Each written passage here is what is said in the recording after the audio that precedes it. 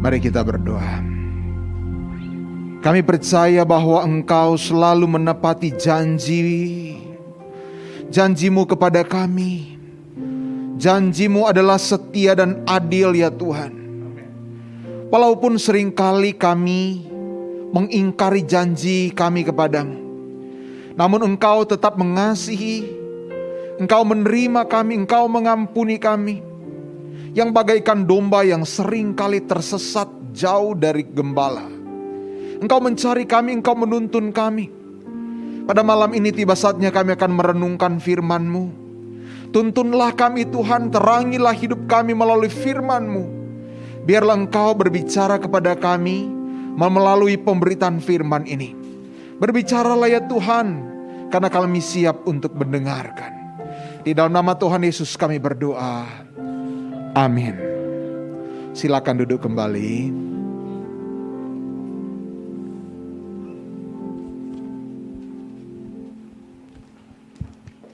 Shalom. Sekali lagi shalom. Apa kabar semuanya? Luar biasa ya. Puji Tuhan.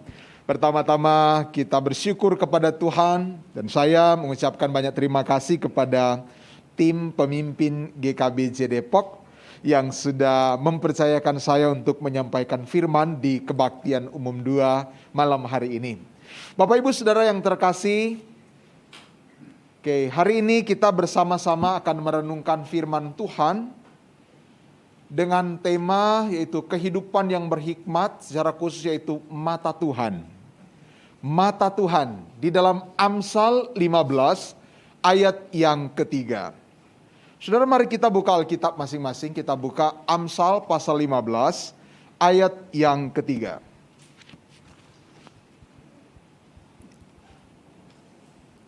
Amsal 15 ayat yang ketiga. Kalau sudah mendapatkan kita baca bersama-sama ya dalam hitungan ketiga. Amsal 15 ayat yang ketiga, 2, 3. Mata Tuhan ada di segala tempat, mengawasi orang jahat dan orang baik. Sekali lagi ya, 2, 3. Mata Tuhan ada di segala tempat, mengawasi orang jahat dan orang baik. Amin. Berbahagialah kita yang membaca, merenungkan, terutama melakukan di dalam kehidupan kita hari lepas hari. Bapak Ibu Saudara yang terkasih, sebentar ya.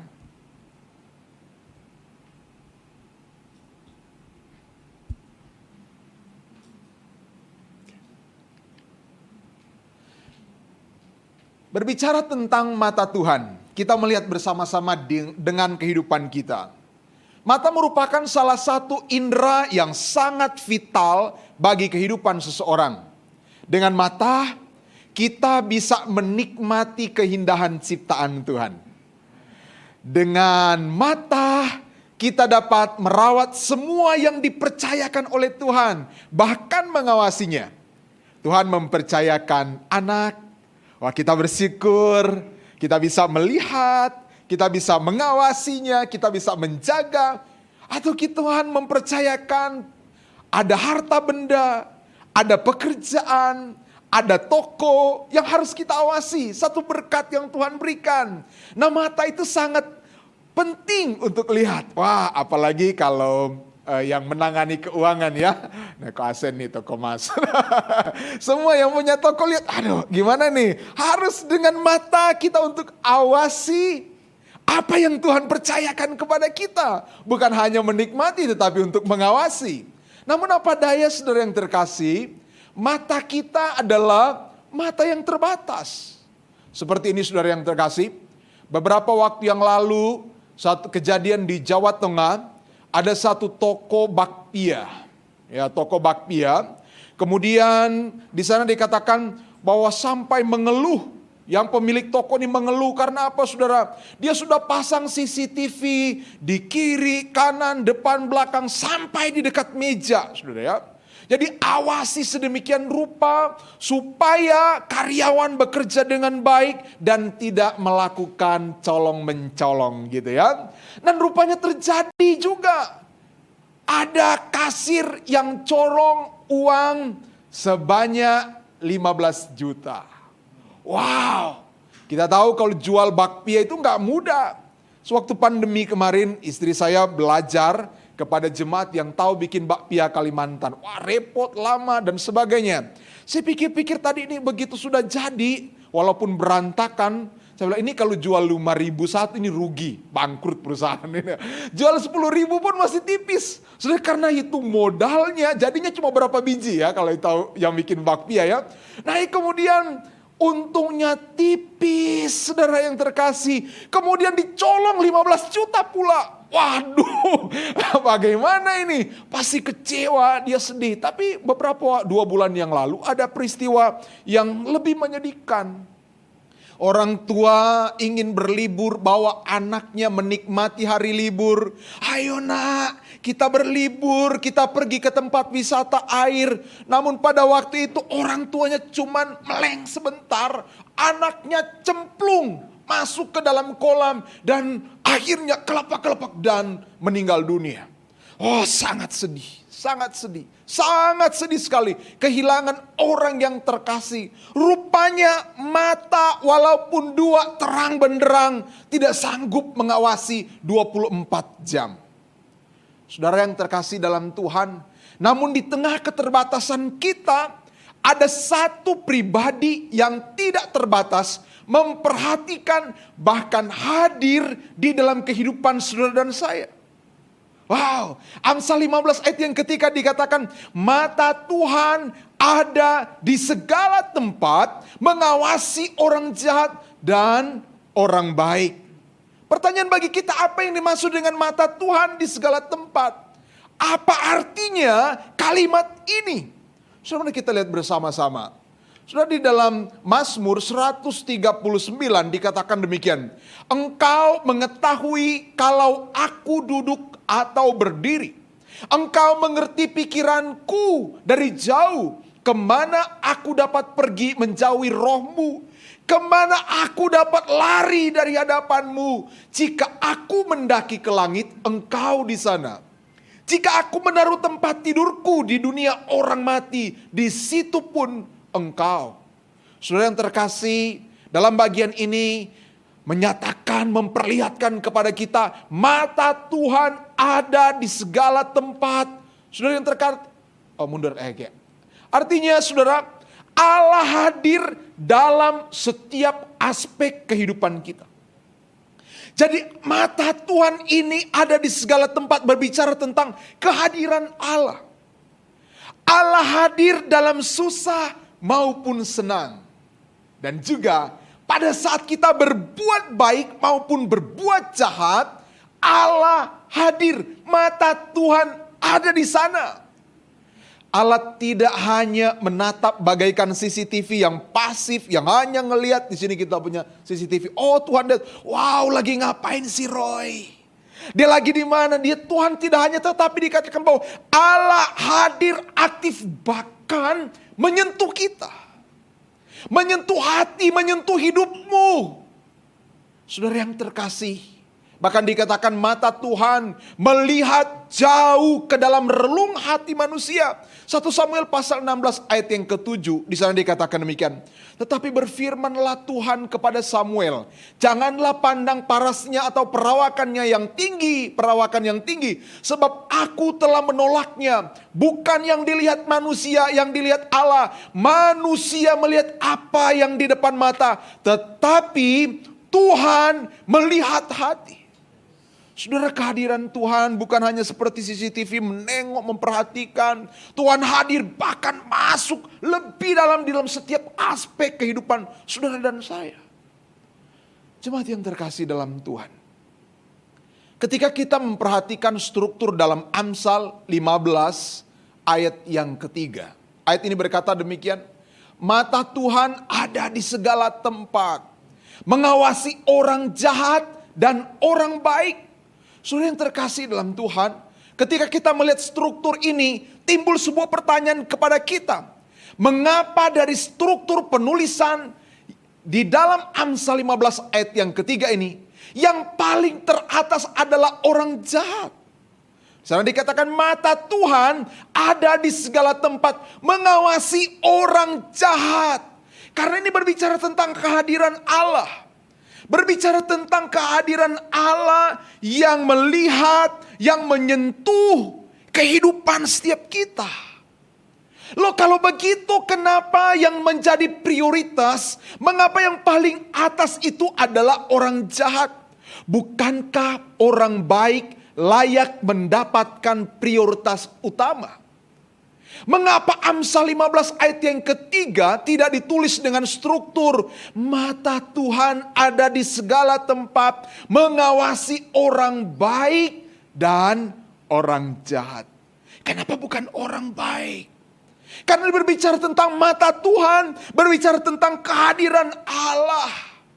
Saudara, kadang-kadang kita bertanya-tanya kepada Tuhan.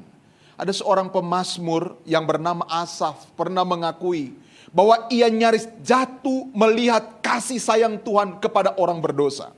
Mazmur 73 ayat yang kedua sampai 3. Di sana dikatakan begini, tetapi aku sedikit lagi maka kakiku terpeleset. Nyaris aku tergelincir sebab aku cemburu kepada pembual-pembual. Kalau aku melihat kemujuran orang-orang fasik. Saudara yang terkasih dalam Tuhan. Kalau aku melihat kehadiran Allah dalam kehidupan manusia. Kepada orang berdosa. Seolah-olah kadang kita lihat, kok kenapa ya? Orang berdosa. Orang yang hidup sembarangan. Kok dia kelihatan lebih diberkati Tuhan daripada kita? Kenapa Asaf pun berkata, Tuhan, kenapa seolah-olah mereka yang berdosa mendapatkan anugerah yang begitu luar biasa? Mendapatkan pemeliharaan kehadiran Allah yang begitu luar biasa. Mereka sehat, mereka diberkati, mereka dipimpin oleh Tuhan. Nyaris kelihatan tidak ada susah dalam hidup mereka. Suatu ketika saudara pada waktu pandemi yang lalu. Masih pandemi ini ya. Ada seorang jemaat kemudian buka usaha. Rumah makan gitu bakso. Kemudian minta, Mukse doain saya. Mau buka usaha ini. Bikin konsep yang bagus-bagus. Kemudian sewa ruko yang ramai. Kelihatannya oke. Wow. Kemudian hendaklah saya untuk doa. Nyanyi pujian, bawa firman, doa berkat dan sebagainya. Tiba-tiba 8 bulan dia laporkan kepada saya, 8 atau 9 bulan. Muse, bakso saya nggak laku. Wow. Waduh, kok kenapa ya? Orang di sana Kristen sih. Di dekat saya warungnya cuma empret begitu bakso, tapi kok laku ya? Kak saya enak, saya banyak, kok kenapa Tuhan belum buka jalan? Oh saya jadi bingung. Tuhan, gimana ini anakmu ini lagi susah. Gimana kok dia setia melayani, dia setia ikut Tuhan. Kok kenapa tokonya gak laku, yang tuh gak setia kok bisa laku. Dan yang lebih parahnya saya lagi yang doa peresmiannya. Kayaknya gak mujarab doa saya ini, saya sudah tumpang tangan, 2 tangan pulangkan. Diberkatilah, kok gak laku pula ini. Aduh Tuhan. Kadang-kadang kita bertanya, Tuhan kenapa? Kan bukankah mata Tuhan ada di mana-mana? Kehadiran Allah ada di mana-mana. Oh jangan-jangan Tuhan lebih prioritas orang yang tidak baik. Kadang kita marah. Saudara, berapa waktu yang lalu saya pun pernah mengalami jengkel pengakuan dosa. Bertanya, Tuhan kenapa hidup? Berapa pernah di suatu ketika saya kemudian mengajukan mengundurkan diri dari gereja. Saya merasa saya diperlakukan tidak adil. Saya merasa ada orang yang berbuat jahat kepada saya. Pada satu titik saya sudah gak tahan, kemudian saya tulis surat. Surat pengunduran diri. Tidak dengan ada alasan, pokoknya keluar. Saya mau keluar. Ajukan, oh kenapa?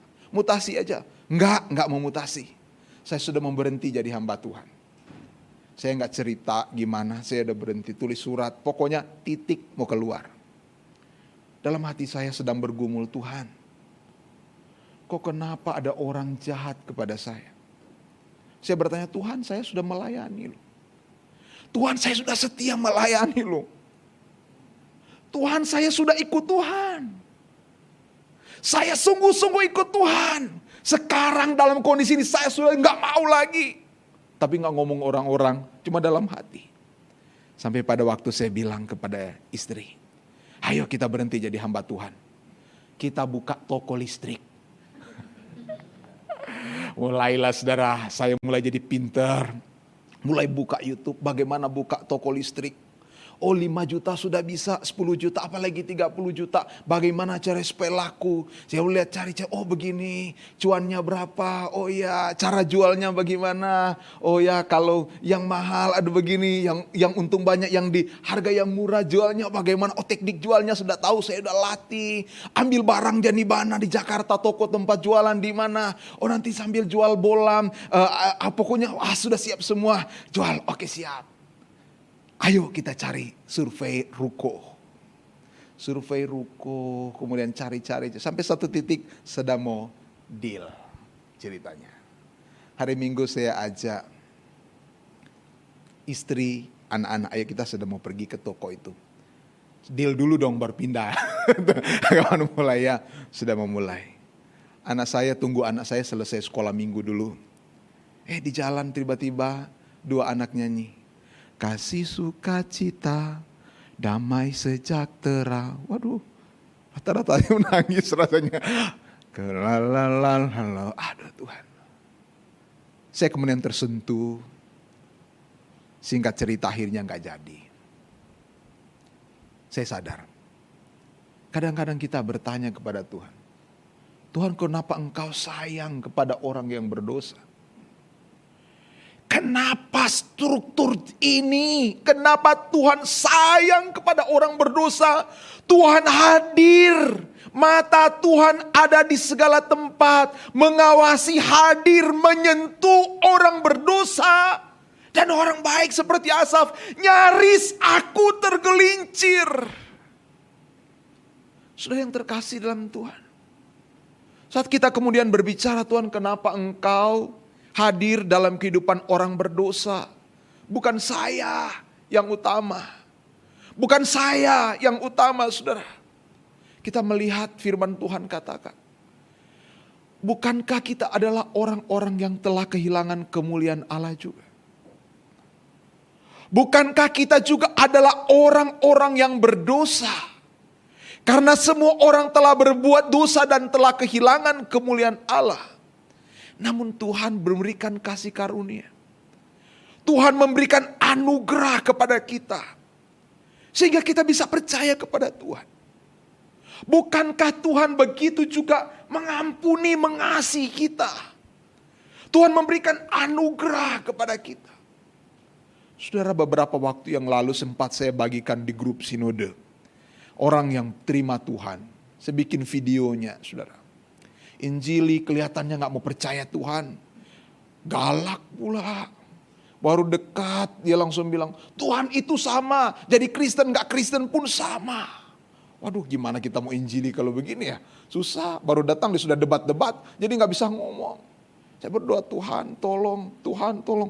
Gak bisa bertobat. 1 tahun gak bertobat juga. Aduh gimana ini? Pikir-pikir tinggalin aja deh, udah deh. Tapi Tuhan bilang harus datang. Datang nggak injilin saudara, cuma datang teman ngobrol, Tuhan Yesus baik, Tuhan Yesus baik. Satu ketika dia terima Tuhan Yesus. Dan anehnya waktu dia terima Tuhan, saya pikir cuma asal-asal. Dia serahkan jimatnya semua. Dari dompet, dari ujung loteng sampai ke banyak sekali. Dia serahkan semua dan pakar. Serahkan semua. Kalau dipikir-pikir, dia nggak bakalan percaya kepada Tuhan. Bagaimana mungkin? Bagaimana mungkin satu keluarga bisa percaya kepada Tuhan dari dia, istri, anak-anaknya, papa, mamanya, semua jadi percaya Tuhan. Dan tahu kalau orang Kalimantan yang masih Konghucu kan kuatnya minta ampun. Dan Tuhan jamat, tak, aku mau percaya kepada Tuhan. Sudah dibaptis kemarin. Sudah saya lihat bahwa betapa Tuhan menyatakan kasih. Tuhan hadir dalam hidupnya. Orang itu sulit untuk percaya sebetulnya. Tapi percaya Tuhan. Kita pun demikian. Bukankah kita juga mendapatkan anugerah Tuhan yang begitu luar biasa? Memang kita kadang bertanya, Tuhan kenapa engkau seperti ini? Mungkin seperti Asaf, Tuhan kenapa? Tapi juga kita lihat, oh iya, Tuhan juga hadir dalam hidup kita. Kadang kita susah, kadang kita bergumul. Kalau lihat dosa, harusnya Tuhan udah campakkan kita. Berapa pelanggaran kita, berapa bejatnya hidup kita. Mungkin orang bisa lihat kita baik. Tapi berapa kali kita jatuh, tetapi Tuhan berikan anugerah kepada kita. Saudara yang terkasih, bukankah itu yang disebut dengan mata Tuhan pun ada bagi kita? Kita patut bersyukur. Meskipun kita adalah orang yang berdosa, mata Tuhan selalu tertuju kepada kita. Ia hadir dalam setiap aspek kehidupan saudara dan saya. Saudara, pada waktu kita memahami betapa Allah hadir dalam kehidupan kita, akan membuat kita menjadi pribadi yang bijaksana. Orang yang mengerti, orang yang memahami, orang yang mengalami kehadiran di dalam Tuhan di dalam hidupnya akan menjadi pribadi yang bijaksana seperti tema kita. Mengapa? Pada saat kita menyadari bahwa Tuhan hadir dalam hidup kita, susah maupun senang, kita tahu Allah turut bekerja dalam segala sesuatu untuk mendatangkan kebaikan bagi kita. Mau cuan atau tidak, kita bersyukur. Kita tahu Allah turut bekerja dalam segala sesuatu. Mau untung, mau rugi, kita tahu Allah bekerja di dalam hidup kita. Dan di dalam pemahaman tentang, mengalami tentang kehadiran Allah, mata Tuhan ada di segala tempat, membuat kita bijaksana. Karena apa? Firman Tuhan berkata, tidak ada sesuatu yang terjadi tanpa campur tangan daripada Tuhan. Tidak ada sesuatu yang terjadi tanpa campur tangan Tuhan. Ini berbicara ada kehadiran Allah. Ada mata Tuhan di segala tempat di dalam hidup kita. Bahkan masuk ke dalam hati kita. Tatkala orang tidak mengerti hati kita, ada Tuhan yang mengerti. Kalau orang tidak tahu hati yang terdalam kita, mungkin kita berkata, Tuhan kenapa orang gak mengerti? Saya bukan bermaksud begini. Tapi Tuhan berkata, tenang, aku tahu dan aku yang akan mengatur hidupmu. Aku yang akan menuntun hidupmu. Saudara yang terkasih dalam Tuhan, dalam ketritunggan Allah, Roh Kudus telah dicurahkan di dalam kehidupan kita. Luar biasa. Selain memetraikan kita sebagai milik kesayangan Tuhan, Ia menuntun kita kepada hidup yang berkenan kepada Allah. Terus Roh Kudus menuntun. Terus Roh Kudus berbicara di hati kita. Terus Roh Kudus mengingatkan kita, bekerja di dalam hati kita, menginsyafkan kita. Dan terlebih mengingatkan kita, selalu mengingatkan kita untuk tidak mempermainkan anugerah Tuhan. Bukankah kita iri dengan orang yang jahat mendapatkan karunia Tuhan? Bukankah kita marah? Kita bertanya, Tuhan kenapa Engkau hadir, Engkau memperhatikan, Engkau menyentuh, Engkau menuntut, Engkau memberkati. Sekarang Tuhan berkata, lihat, aku pun hadir di dalam hidupmu. Jangan hanya sibuk melihat keluar, menunjuk keluar, melihat keluar tapi tidak melihat ke dalam. Karena itu saudara yang terkasih dalam Tuhan, Amsal pasal 15 ayat yang ketiga. Ini ditulis dalam sebuah konteks yang senantiasa mengingatkan umat Tuhan. Kadang kita hanya berpikir, Tuhan kenapa orang di sana lebih disayang Tuhan, lebih diperhatikan oleh Tuhan, lebih dituntun oleh Tuhan. Engkau hadir, Engkau sentuh, matamu ada di sana. Tapi di aku bagaimana Tuhan? Kenapa aku susah? Diingatkan dalam Amsal 15. Jawaban yang lemah lembut meredakan kegemaran, tetapi perkataan yang pedas membangkitkan amarah. Lidah orang bijak mengeluarkan pengetahuan, tetapi mulut orang bebal mencurahkan kebodohan. Kita hanya sibuk melihat luar, tetapi tidak melihat ke dalam. Ingat, mata Tuhan, kasih Tuhan, sentuhan Tuhan ada di dalam hidup kita. Jangan hanya lihat keluar, lihat Tuhan hadir. Ada begitu banyak orang Kristen, kadang-kadang juga saya bisa demikian. Sibuk melihat Tuhan, kenapa orang itu jahat sekali. Kenapa orang itu berbicara pedas sekali. Kenapa orang seperti itu hidupnya sembarangan. Melukai, menyakiti, dan engkau sayang mengasihi dia. Tapi Tuhan berkata, ingat, jangan sampai engkau hanya sibuk melihat ke sana, tapi engkau lupa untuk memperbaiki diri. Engkau lupa dengan kasih karunia Tuhan. Engkau lupa dengan kasih sayang Tuhan. Engkau lupa dengan betapa besar kasih Allah di dalam hidupmu. Engkau lupa dengan anugerah Allah yang telah tercurah. Bahkan Yesus sampai mati di atas kayu salib untukmu. Mata Tuhan ada di segala tempat. Kehadiran Allah ada di segala tempat. Memperhatikan, mengawasi, menyentuh orang jahat. Termasuk kita yang berdosa. Dan orang baik. Orang yang dianggap baik, dibuat baik oleh Tuhan. Saudara yang terkasih di dalam Tuhan. Rupanya. Orang yang bijaksana di dalam hidupnya. Orang yang dapat hidup bijaksana di dalam hidupnya. Dalam interaksi sosial dengan sesama, dengan keluarga, dengan sahabat, dengan rekan-rekan. Adalah orang yang menemukan, yang mengalami, yang mengerti tentang kehadiran Tuhan di dalam hidupnya. Saat kita mengalami, mengerti tentang kehadiran Allah di dalam hidup kita. Mata Tuhan yang melihat sampai ke relung hatimu. Engkau akan mampu melihat susah senang hidupmu. Allah turut bekerja. Tidak ada sesuatu yang terjadi di dalam hidupmu tanpa campur tangan Tuhan. Dia selalu ada. Dia selalu hadir. Bukan hanya berbicara tentang berkat, penyertaan kasih sayang Tuhan.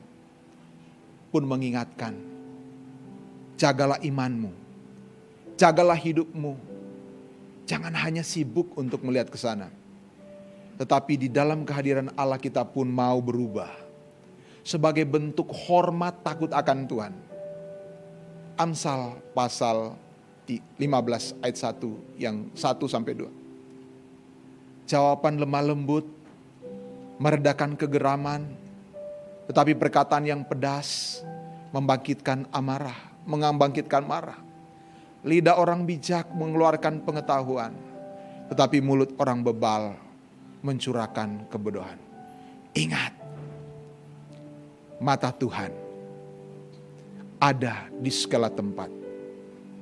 Ia mengawasi, ia hadir, bahkan ia telah menyentuh hati kita, hidup kita. Tuhan berkati. Mari kita bersatu di dalam doa.